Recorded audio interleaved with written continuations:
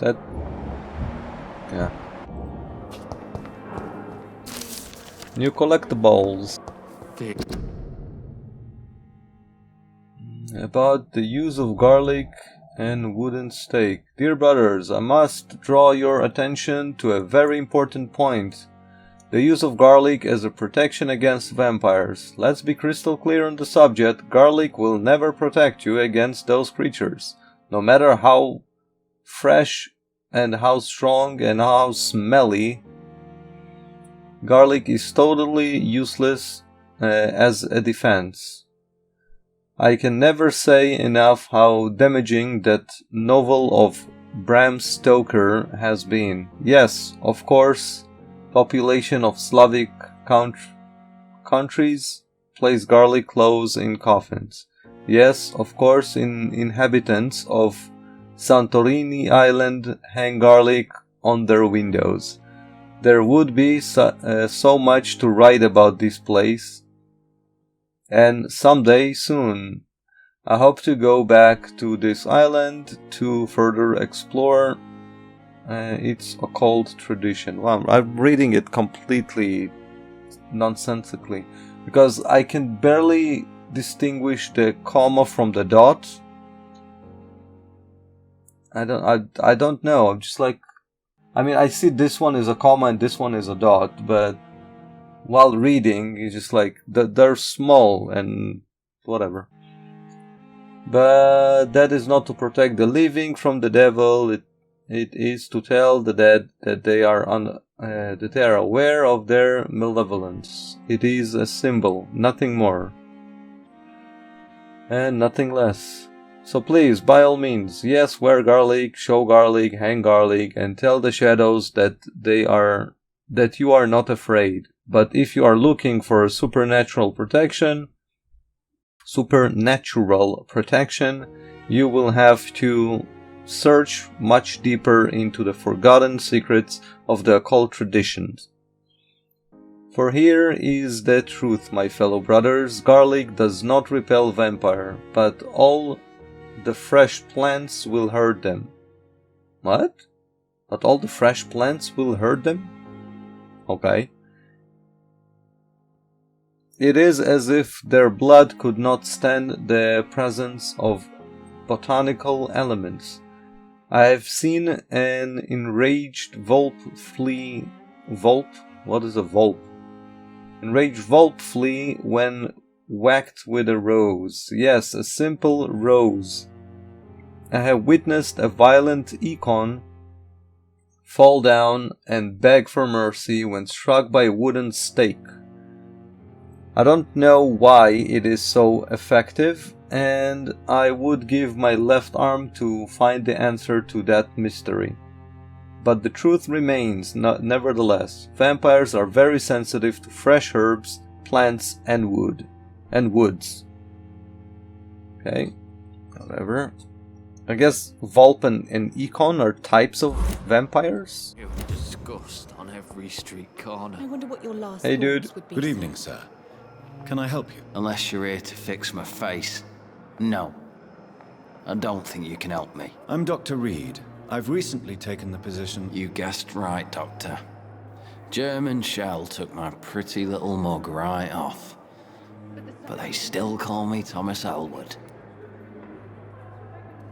Because you are Thomas Elwood? How long did you serve? Where were you stationed, sir?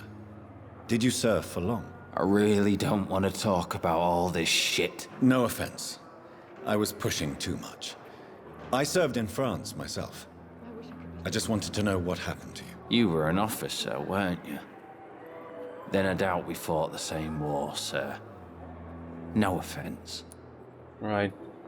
In the First World War, and any war, I guess, most officers stayed at the back and led the fight, like strategists from the back. In World War II, they were more involved, I think, but the First World War, just like, if you're an officer, you're like a high class, don't mingle with the peons, whatever, which is fucking idiotic. About Miss Howcraft disease. How close are you to Miss Horcroft? Are you aware that she thinks she is a vampire? To wait for her next nibble is the best reason to stay here. Every time she approaches my bed, she treats me like something tasty. A normal person. Aren't you afraid? She may hurt you if the game goes too far. She's quite harmless, I can assure you. Her head's broken inside is all. While I'm busted on the outside. But she's still beautiful. Living proof that there's hope for me. Okay, interesting detail.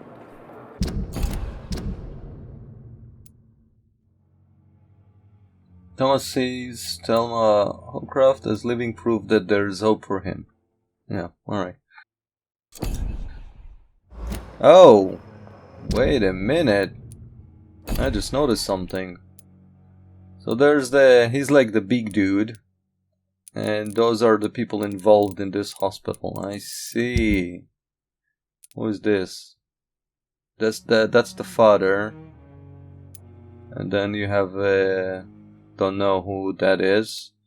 And those are in the bar. Oh, that's the other dude, the drinking dude in the bar. I see, I get it. Alright. You let her bite you. So do you let her bite you? You know that's not sanitary. And why not?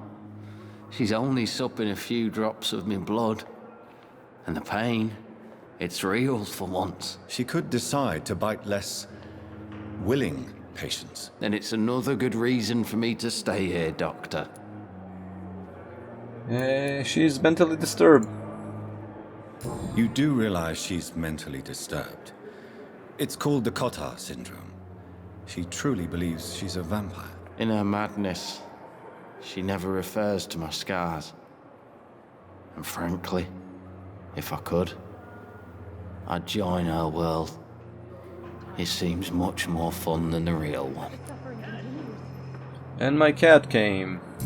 Probably will be asking for some petting, but we are recording at the moment.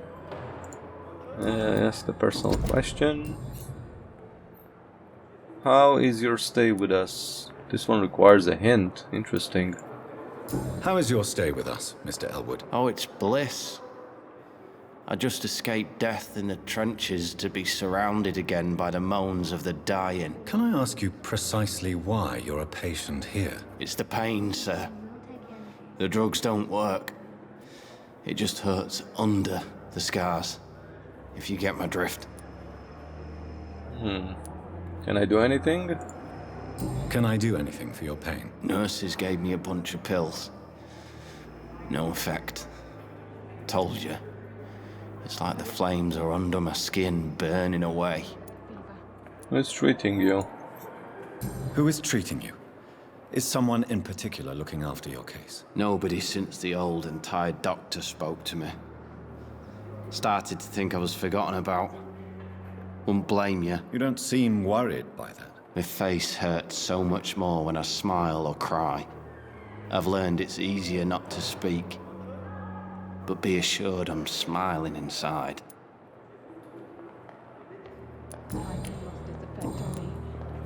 Goodbye for now, Mr. Elwood. Yeah, Mr. Elwood. Every street corner. Conversations do give XP, which is nice. That's the father. Good evening, Mr. Hampton. How do you feel? Dr. Reed, is it? Oh, sir, I must apologize for my behavior. What do you mean? I was not myself in the factory. Fear and exhaustion made me say awful things to you, I'm afraid. You remained perfectly nice and polite. A little delirious, perhaps. But who wouldn't be after enduring an abduction? Thank you, Doctor. That's a relief. Now all I need to do is rest and return to my flock. Right. Made friends since you arrived? Have you made friends since you arrived? Not really, but I recognize Miss Harriet Jones. I knew her when she lived by the docks. That poor woman had such a miserable life. You never came to see her here at Pembroke? Receiving visits when sick can be an important part of the healing process, you know. We're not just bodies. You're preaching to the converted now, Doctor. To be truly honest, I thought she was dead. She left the docks many months ago. Right. Asking him what he does for a living when you know he's a father. Alright, I'll ask it. What do you do for a living? I manage a night asylum for the poor and homeless of the docks, and I try to guide the lost and hesitant on the right path to our Lord. Are you a priest, Mr. Hampton? A deacon, maybe? Not at all, Doctor. I'm just a man of faith willing to preach the good word. Oh, interesting. I thought he was a priest or father or whatever. Why didn't you use your cross against William Bishop? To repel him somehow? That's a very strange question, Doctor. A cross is no magical token, if that's what you were trying to say. Not mine, anyway. Interesting. So not every cross will work. How do you feel, Mr. Hampton? Medically speaking, I mean. I feel exhausted. Beyond exhaustion, actually. William drank so much of my blood in his madness. I feel empty. You're in good hands here. Dr. Swansea is well versed in blood transfusion, and I'm sure he'll take the best care of you. Thank you, sir. I believe all I need is rest. And then I can go back to the people who need me. Do you know Tom Watts, the bartender from the Turtle? I met him before I found you in the canning factory. Tom! Oh, shit. God damn it. I'll ask it again. Do you know Tom? Tom! Yes, of course. Always the helping hand, good old Tom.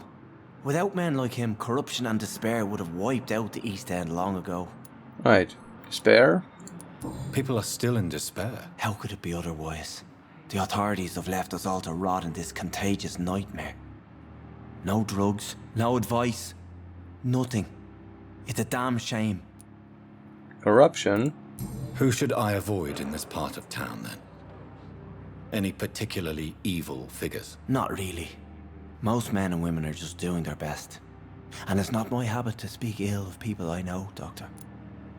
Right. See, it's nobody's habit to do it. Your presence in William's Bishop's den? Oh, what is his presence? Like, what is the connection between him and William Bishop, who we killed? How did you end up in William Bishop's den? I had received alarming news about his recent behavior. I went to his place and he refused to let me go. Actually, we did not kill him. The lady vampire killed him. Why did he abduct you? William was an alcoholic. His addiction suddenly changed to blood. I don't know why. Just like a patient I met here. This Miss Hawcroft. Right. You're a hero or a fool? You dared to enter this awful place alone. You're a hero, Mr. Hampton. Or a fool. I'm just a man trying to help his friends, Dr. Reed. William Bishop was a conflicted soul, searching for light. Right, not so sure about that. Tell me about the situation. We just been in East End, by the way. What is the general situation? The situation has always been tough, with a lot of tensions between the gangs and the Dockers trade union. The Wet Boot Boys are very nervous since they lost their leader. Well, it's the gang. Who leads the gang now? Since Clay Cox went missing, it's his wife Edwina who runs the show, with the assistance of her minion, Booth Digby. Interesting. So Clay Cox, who we just... not just, but who we had shown mercy to him, is actually used to be a gang leader. That's interesting. Has the gang been threatening you? Ah, no. I've had this nickname for so long, you know, the sad saint of the East End. No one dares to bug a saint, not even criminals. Okay. Goodbye, Mr. Hampton. We'll talk again later. You gave me a lot of info. Well, not a lot of info, but enough info. Which is great. It's Pipa. It's Dorothy Crane. That one is unknown. That was an unknown. Hello, unknown. Good evening, sir. I'm Dr. Reed. I believe we're going to be colleagues. Reed, yes, I've been informed about your arrival. I'm Waverly Ackroyd. Welcome aboard, I suppose. Does my arrival inconvenience you in some way, Dr. Ackroyd? Let us just say that I don't particularly share Dr. Swansea's enthusiasm for hiring you. What we need here are reliable professionals, not overrated dabblers. Ooh. Bad memories of your military service. It seems you have bad memories of your military service. I refuse to see this industrial slaughter as scientific progress. We can at least agree on something, Dr. Ackroyd. I don't know what you've heard about me, but I have already proved my value as a practitioner. I don't question your skills, Dr. Reed, but your motive. Is it money, fame, or are you truly dedicated? And what exactly is that supposed to mean? I served in the war just like you. But unlike you, I did not use the wounded to play the modern sorcerer. Be careful what you insinuate, Dr. Ackroyd. I only want you to admit you used those men to improve your theories. This is ridiculous. My blood transfusion technique saved many lives, and you know it. You see? That is exactly what I hate about people like you. You avoid this kind of accusation instead of facing reality. Right. I'm gonna drink his blood. If you have a problem with me, Doctor... Dr. Swansea has imposed your presence on this hospital without asking anyone's advice.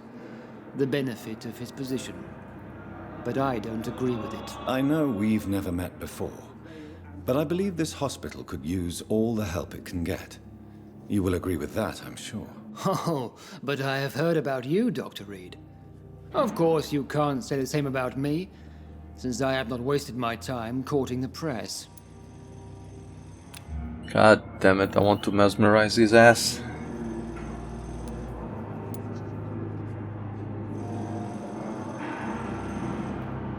There is no need for such animosity between us.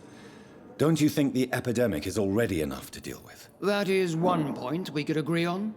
And that is precisely why I want to be sure that you will be of help to this hospital, instead of a burden.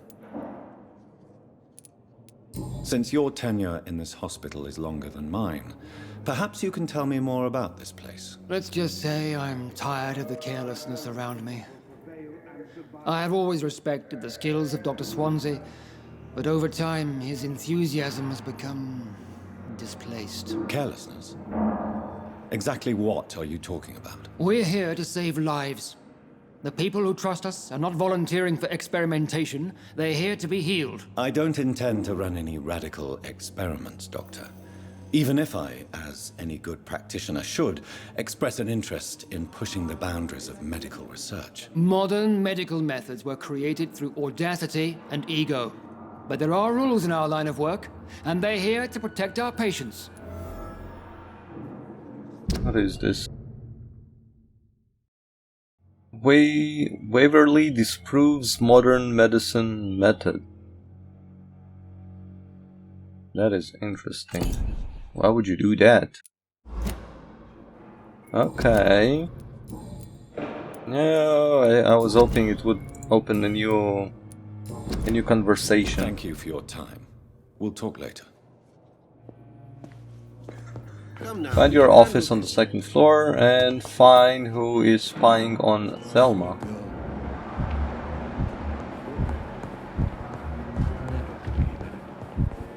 Hello, sir. Good evening. I'm Dr. Reed. Can I help at all? No, Really? Why are you here then? I don't want to talk. My throat hurts too much. I suppose that this pain is the reason you're here. Is someone taking care of you? Yes. And no. Could you at least tell me your name, sir? Mortimer. Mortimer Goswick.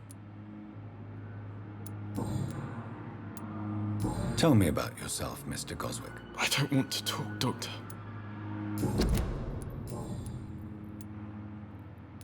How painful is your throat, Mr. Goswick? So painful I'd rather not talk at all, Doctor. Do you need any help? I'm afraid I may, sir. I don't mean to be a burden. You are not a burden, sir. Healing you is my responsibility. And you have my gratitude for that. I have to go now, sir. But don't hesitate to contact me if you need any help. I'm alright. Okay. Don't waste your time with me. Why are you talking like this? Pessimistic. Who is this lady? Good evening, madam. Can I help you? It's my son who needs you, sir. I'm Dr. Jonathan Reed. How can I help your son? I'm Beatrice Goswick, mother of Mortimer Goswick. Could you check on him, please, Dr. Reed? I've heard much of your talents as a physician. Good evening, sir. Nothing in the personal questions. Tell me about yourselves. What can you tell me about yourself, Mrs. Goswick? Not much to say. Just take care of my Mortimer and I'll cover all the expenses. That's all that matters. May I ask if you have an occupation, Mrs. Goswick? I'm a teacher by profession. I teach young women who are more ambitious about their futures than their families. Are you really that rich? Most of the patients here are of a more humble origin, if I may say so. Yes, thanks to my husband. May he rest in peace. I can cover any needed medical expenses. Any complaints about your reception here? What do you think of your reception here? Any complaints? I have had the uttermost reservations about this hospital since we arrived. But we had no other choice, considering the state of emergency. Is there something in particular that's bothering you? Some of the staff were not especially welcoming. I suspect they're not accustomed to dealing with patients of such social standing.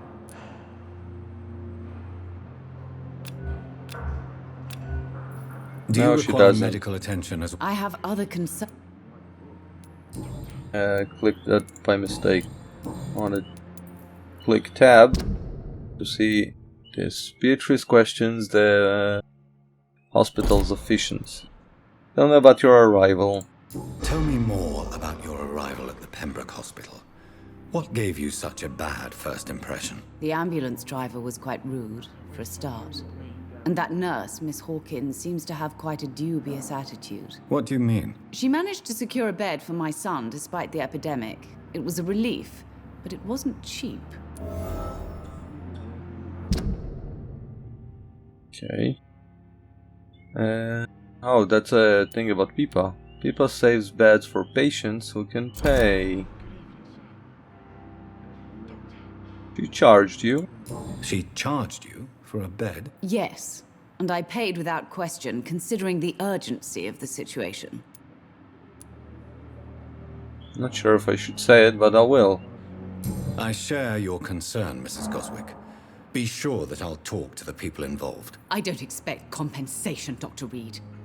But I'm aware such behavior would not be tolerated in other hospitals. Right, Pipa, we said.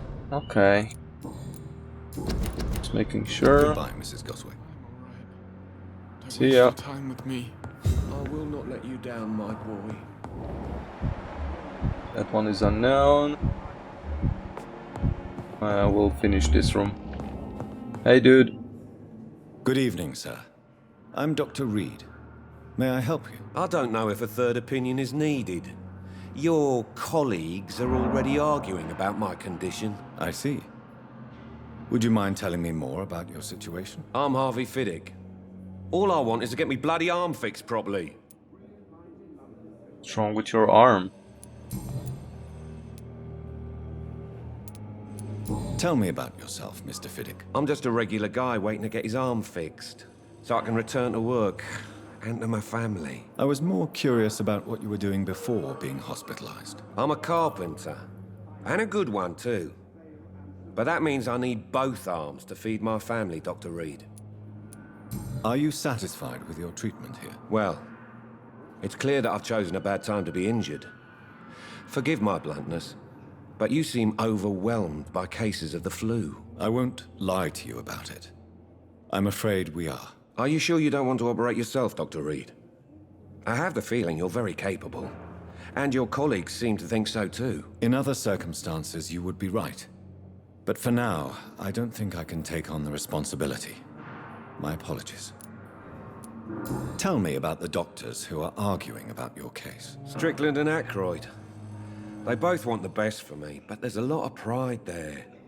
Doctors are no different from carpenters, it seems. What do you mean? I often had professional arguments with rivals on a building site.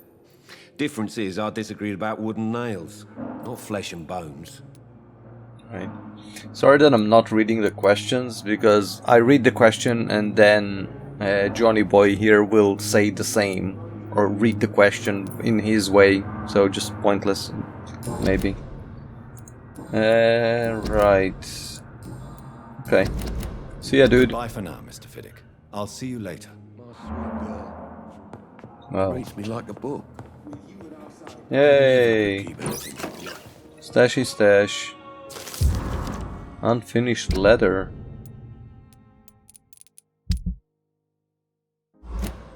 I cannot read it. Where is it?